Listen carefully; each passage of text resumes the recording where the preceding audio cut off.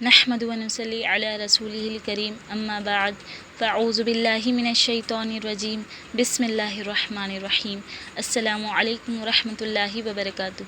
روزے کے مقاصد۔ سورہ بقرہ کی آیت نمبر 183 میں اللہ تعالیٰ فرماتے ہیں، اے لوگو جو ایمان لائے ہو، تم پر روزے فرض کر دیے گئے جس طرح تم سے پہلے انبیاء کے پیرووں پر فرض کیے گئے تھے۔ اس سے توقع ہے کہ تم میں تقوی کی صفت پیدا ہوگی۔ اس آیت کے مطابق روزے کی فرضیت کا بنیادی اور پہلا مقصد یہ بتایا گیا کہ لوگوں کی زندگی میں تقوی کی صفت کو پیدا کرنا ہے۔ تقوی کیا ہے؟ تقوی کے لغوی معنی ہیں بچنے کے، پرہیز کرنے کے، لیکن شریعت میں یہ دل کی اس کیفیت کا نام ہے جو اللہ تعالیٰ کے ہمیشہ حاضر و ناظر ہونے کا یقین پیدا کر دل میں خیر کی طرف رغبت اور شر سے نفرت پیدا کر دیتی ہے۔ تقویٰ دل کی اس کیفیت کا نام ہے جس کے حاصل ہونے کے بعد دل کو گناہوں سے جھجک معلوم ہونے لگتی ہے اور نیک باتوں کی طرف اس کو بے تابانہ تڑپ پیدا ہوتی ہے۔ دوسرے لفظوں میں ہم یوں کہہ سکتے ہیں کہ تقویٰ ضمیر کے اس احساس کا نام ہے جس کی بنا پر ہر کام میں اللہ کے حکم کے مطابق عمل کرنے کی شدید رغبت اور اس کی مخالفت سے شدید نفرت پیدا ہو جاتی ہے۔ قرآن مجید کی اس آیت سے ظاہر ہے کہ تقویٰ اصل میں دل کی اس کیفیت کا نام ہے جس میں فرمایا گیا جو شعائر الہی کی تعظیم کرتا ہے وہ تو دلوں کے تقوی سے ہے۔ اس سے واضح ہو جاتا ہے کہ تقوی کا اصل تعلق دل سے ہے، یعنی ایسی کیفیت ہے جو دلوں میں امور خیر کی تحریک پیدا کر دیتی ہے اور اللہ تعالیٰ کے احکام کی تعظیم پر ان کو معمور کر دیتی ہے۔ اور پھر تقوی کی یہ حقیقت کہ وہ دل کی خاص کیفیت کا نام ہے، صحیح حدیث سے تصریحاً یہ ثابت ہوتی ہے کہ جس میں آپ صلی اللہ علیہ وسلم نے ارشاد فرمایا التقویٰ ہاں ہنا، اور یہ کہہ کر آپ نے اپنے دل کی طرف اشارہ فرمایا کہ تقویٰ یہاں ہے۔ تقوی کی بہترین تفسیر وہ ہے جو حضرت کعب ابن ابی رضی اللہ تعالیٰ عنہ سے منقول ہے، جس میں حضرت عمر رضی اللہ تعالیٰ عنہ نے ان سے پوچھا کہ تقویٰ کسے کہتے ہیں؟ انہوں نے عرض کیا، امیر المومنین، آپ کو کبھی ایسے راستے سے گزرنے کا اتفاق ہوا ہے جس کے دونوں طرف خاردار جھاڑیاں ہوں اور راستہ تنگ ہو؟ حضرت عمر رضی اللہ تعالیٰ عنہ نے فرمایا، بارہا مجھے ایسا اتفاق ہوا ہے۔ تو انہوں نے پوچھا کہ آپ نے ایسے موقع پر آپ نے کیا کیا؟ حضرت عمر رضی اللہ تعالیٰ عنہ نے جواب دیا کہ میں دامن سمیٹ لیتا ہوں اور بچتا ہوا چلتا ہوں کہ کانٹے دامن میں الجھ کر اسے تار تار نہ کر دے۔ حضرت کعب رضی اللہ تعالیٰ عنہ نے کہا، بس اسی کا نام تقویٰ ہے کہ زندگی کا یہ سفر جس پر انسان سفر کر رہا ہے، دونوں طرف خواہشات نفس، میلانات وسوسے، ترغیبات گمراہیاں اور نافرمانیوں کی خاردار جھاڑیاں سے گھرا ہوا ہے۔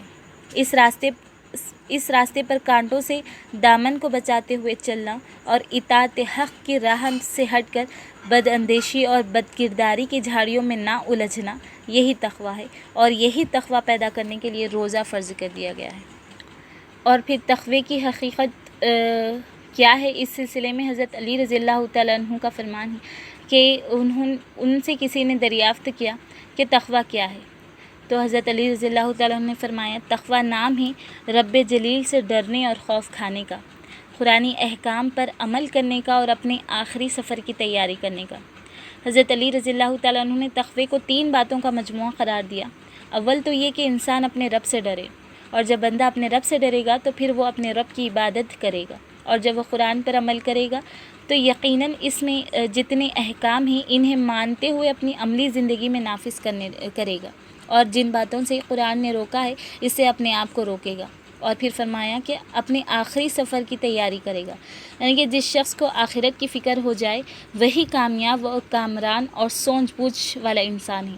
آپ صلی اللہ علیہ وسلم کا فرمان ہے کہ دانا اور عقلمند آدمی وہ ہے جو آخرت کی فکر کرے اور اپنا محاسبہ کرتا رہے۔ غرض روزے کا بنیادی پہلا اور اساسی مقصد حصول تقویٰ، طہارت و پاکیزگی ہے۔ یہ تو ہے روزے کا بنیادی اور پہلا مقصد کہ لوگوں کے اندر تقوی کی صفت پیدا ہو۔ روزے کا دوسرا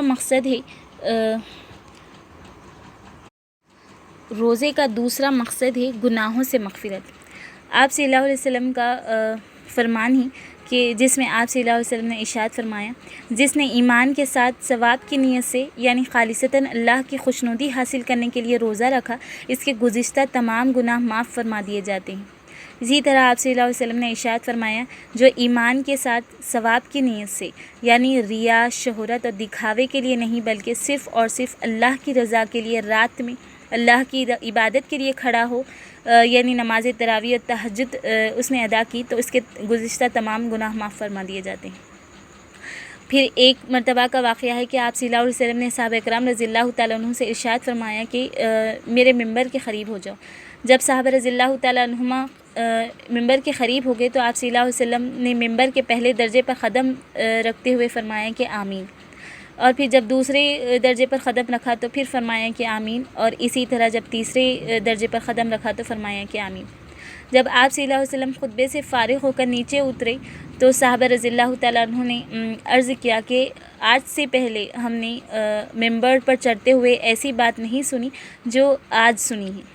آپ صلی اللہ علیہ وسلم نے ارشاد فرمایا کہ اس وقت حضرت جبریل علیہ السلام میرے سامنے آئے تھے۔ جب میں پہلے درجے پر میں نے قدم رکھا تو انہوں نے کہا کہ ہلاک ہو وہ شخص جس نے رمضان کا مبارک مہینہ پایا پھر بھی اس کی مغفرت نہ ہو سکی، تو میں نے کہا آمین۔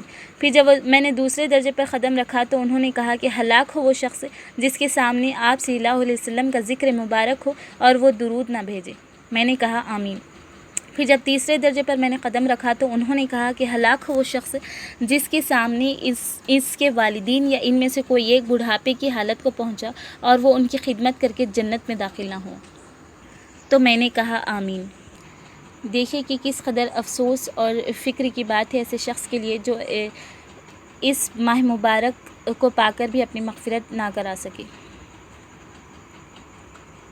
اور پھر آپ صلی اللہ علیہ وسلم نے یہ بھی ارشاد فرمایا کہ بہت سے روزے دار یعنی کہ روزے رکھنے والے ایسے ہیں جن کو ان کے روزوں کے ثمرات میں بجز بھوکا رہنے کے سوا کچھ بھی حاصل نہیں ہوتا، اور بہت سے شب بیدار ایسے ہیں کہ ان کو رات کے جاگنے کے سوا کچھ بھی نہیں ملتا، یعنی روزہ رکھنے کے باوجود جو لوگ لغویات سے پرہیز نہیں کرتے، جو غیبت، چغلی اور جھوٹ جیسے گناہوں میں اپنے آپ کو مبتلا رکھتے ہیں، ان کے لیے روزے کے ثمرات صرف یہی ہے کہ وہ بس بھوکا پیاسا رہے، ان سے وہ مقصد حاصل نہیں ہوتا جو اس آیت میں اللہ تعالیٰ نے فرمایا کہ روزے کا مقصد تقوی کی صفت لوگوں کے اندر پیدا کرنا ہے۔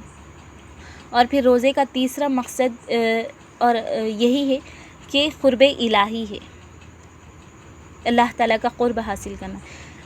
روزے دار کو اللہ تعالیٰ کا خاص قرب حاصل ہوتا ہے۔ روزے کے متعلق حدیث قدسی ہے جس میں اللہ تبارک و تعالیٰ کا ارشاد ہے کہ میں خود ہی روزے کا بدلہ ہوں۔ نیز آپ صلی اللہ علیہ وسلم کا ارشاد ہے کہ 3 اشخاص کی دعا رد نہیں ہوتی، ان میں سے ایک شخص ایسا ہے یعنی کہ ایک روزے دار جس کی افطار کے وقت کی دعا رد نہیں ہوتی۔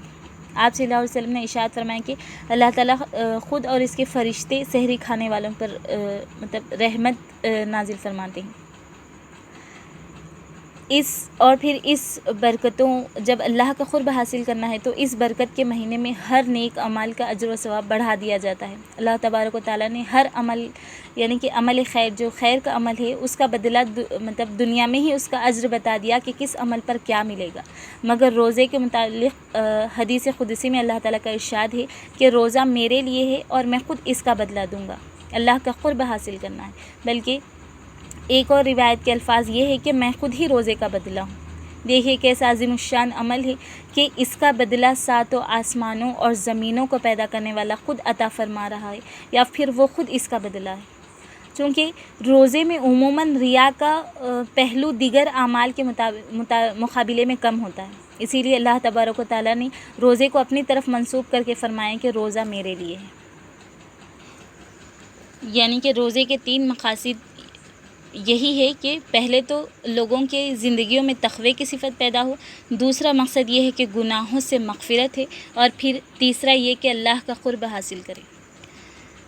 اللہ تعالیٰ سے دعا ہے کہ اللہ تعالیٰ اس آنے والے ماہ مبارک کی برکتوں سے ہمیں فائدہ اٹھانے والا بنائے، اور ہمارے ظاہر و باطن کو خوب پاک و صاف کر تقوی کی صفت ہمارے اندر پیدا کرنے والا بنائے۔ آمین۔ السلام علیکم ورحمۃ اللہ وبرکاتہ۔